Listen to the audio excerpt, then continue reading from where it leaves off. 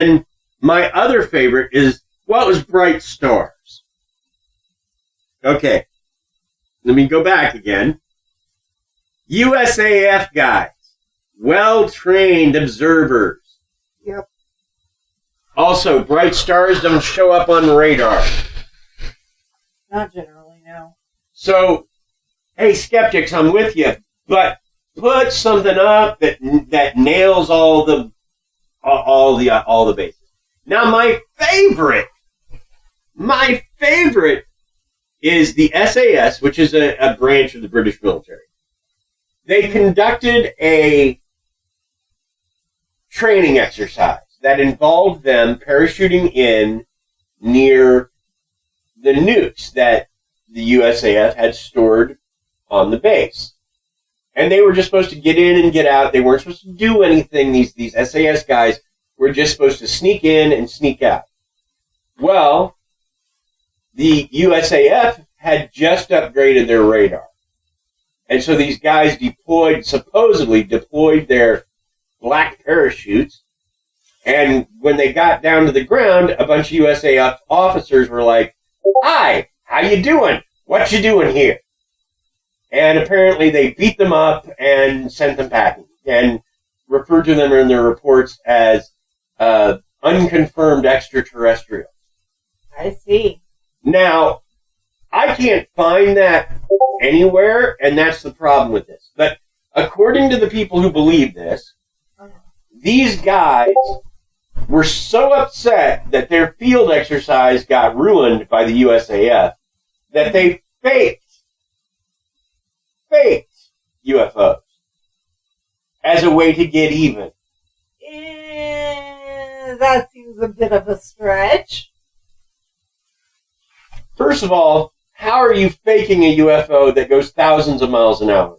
If you have that sort of technology, please, Britain, share it with us. Also, anybody who's ever investigated this story has said the idea that it's a hoax, at least based on this story, is also, this whole story is a hoax. So, you can't explain a hoax with a hoax. You just can't. It's not going to work. So, that's what people have seen and heard. Now, we're going to cover one other thing, and that is Peniston. Jim Peniston was part of the security patrol that was out looking for this thing. And he saw it, and he reached out and he touched it.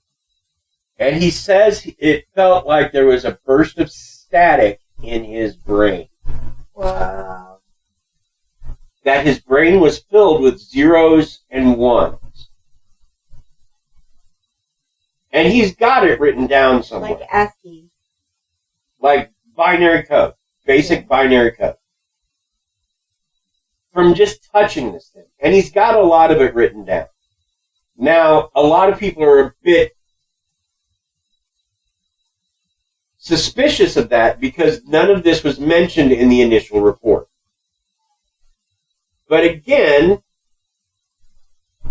Jim Peniston's career was not over at that point. This was 1980.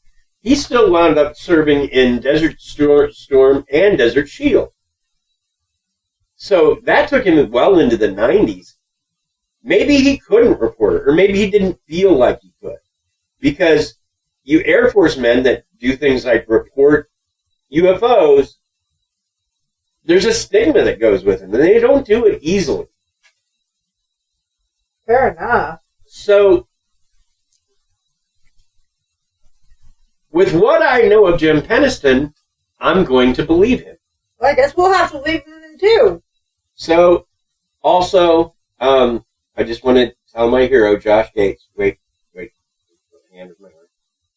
Oh my goodness, it's getting worse. Just want to point out to my hero, Josh Gates, we've covered Rendlesham Forest, and you haven't, so we win. Anyway, so there you go. Now, that's the basics, pretty much. That's the bones.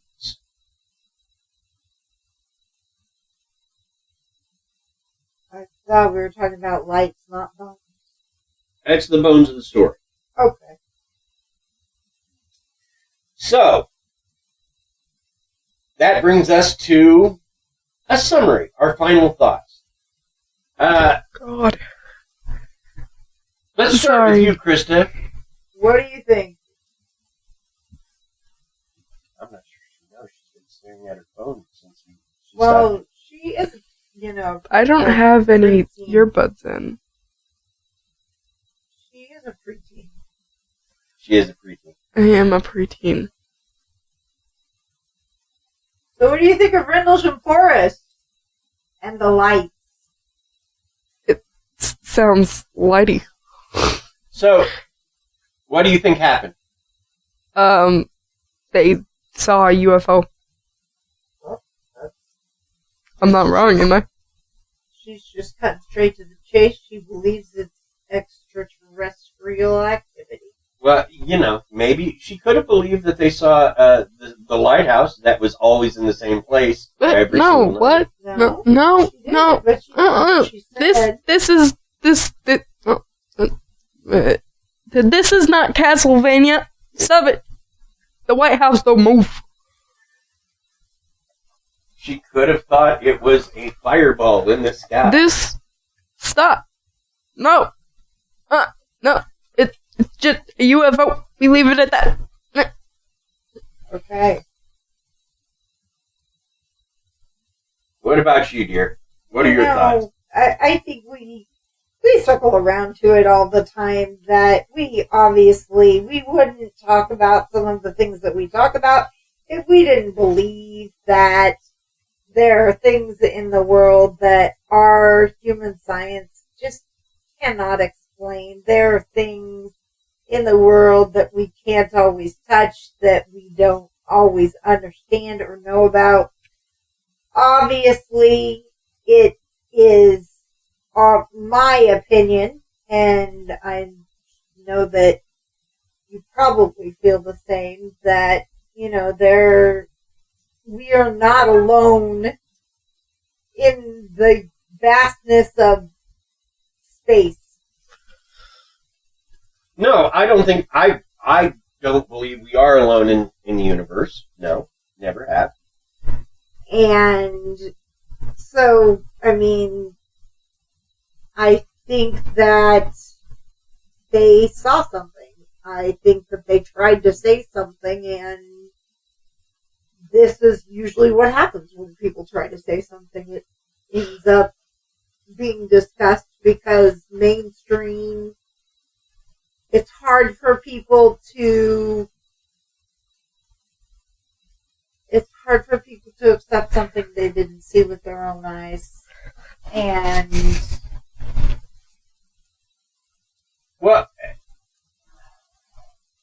I guess that's part of the thing for me, is that these are trained observers. These people are trained to witness. That's what they're trained to do, among other things. They're not going to make things up. Right. You're never going to hear, so I was in a dogfight and then a ghost popped out. Well, that's true enough.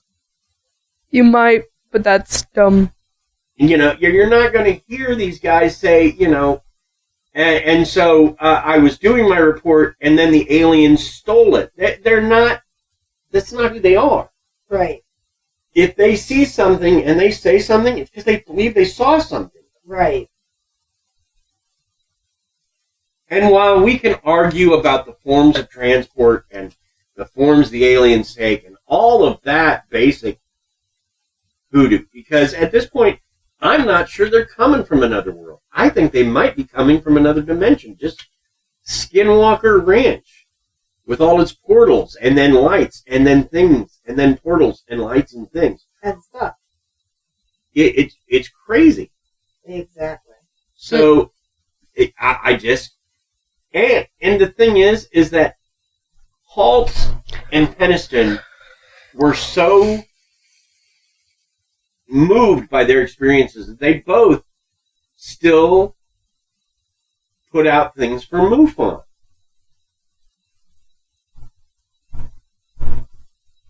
They're convinced. Yeah. And if you can convince a couple science guys like this, then they saw something.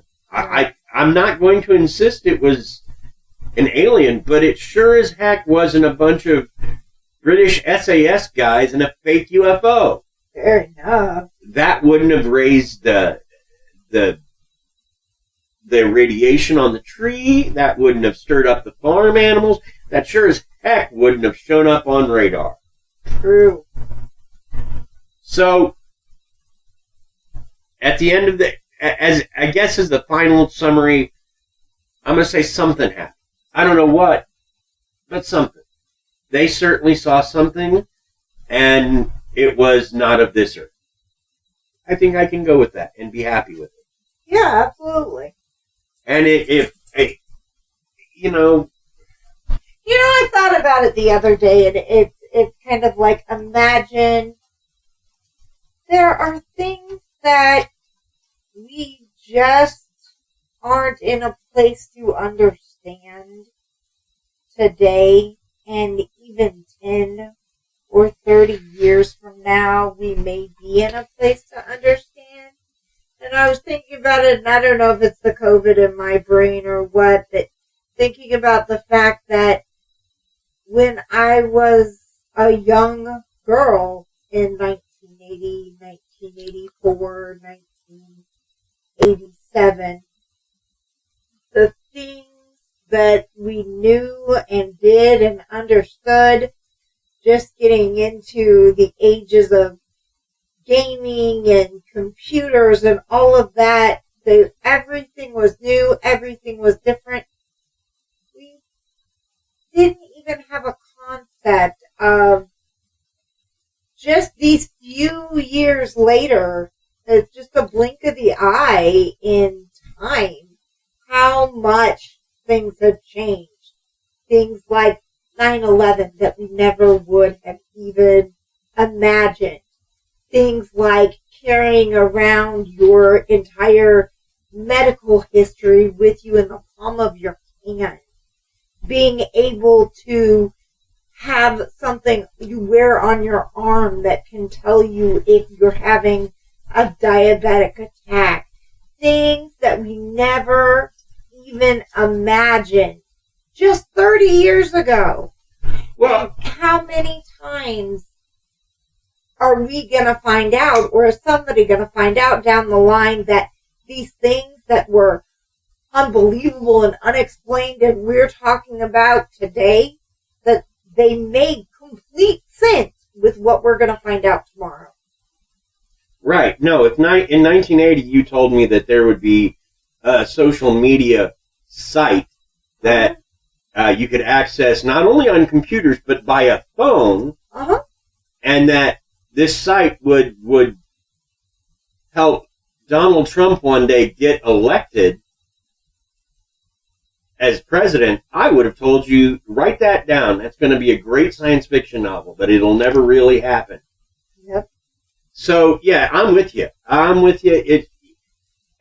that's the thing for me, too, is that in doing this, at one point in my life, I was sure that aliens came in spaceships from other planets. I'm not so sure that's the case. Maybe they come from other dimensions. Maybe it's a us from the future. Maybe it's... I don't think it's as simple as aliens coming from other planets anymore. It could be, but I just don't think so. So that brings us to the end of our time. Or rather, the end of our story. Not the end of our time. Yes, we don't want it to be the end of our time, please. So, thanks for listening. As always, thank you to our listeners. We love you. We do, it's true. We love you bunches. We wouldn't get together and do an episode on COVID just for anybody, so that's what you guys. Exactly. Thanks to Bill Barrett, the guy who does our music. If you need music for a project, he's the guy to get a hold of. That's Bill Berendt, BEHRENDT. Thank you, Bill. At sbcglobal.net. Thank you, Bill. Also, thanks to Paige Elmore from Reverie True Crime, who did our Canva for our art. Thank you, Thank Paige. you, Paige. Thanks to Aaron Gnerk and the Big Dumb Fun Show for the local stuff that you guys do. You know, Thank you very much. we need to throw out some love to our friend Kate Willinga. Yep. Over at Ignorance Was Bliss, who is having a rough